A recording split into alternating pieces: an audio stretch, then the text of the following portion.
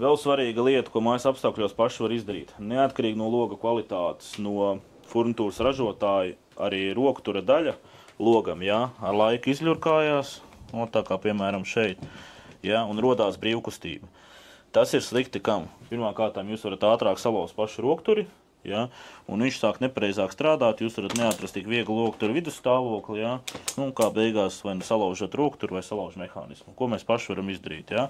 Katram rokturim, logam, ir šāds te maģiskais vāciņš, ja, ko vienkārši pret sevi bišķi paliekot, un pagriežot uz vienu vai uz otru pusi, mēs tiekam fiksējušām skrūvēm klāt. Skatāmies rezultātu. Ja? Tagad viņš ir vaļā, ņemam parasto krustu skrūgriezīti un uztaisam viegli pāris apgriezienus, lai viņš paliek stingrāks. Ja? Tas pats arī apakšdaļā. Visiem rokturiem nāk parasti 2 skrūvas. Pievalkam klāt. Un, kas mums šeit ir noticis, viss ir paļķis ļoti stīvs. Ja?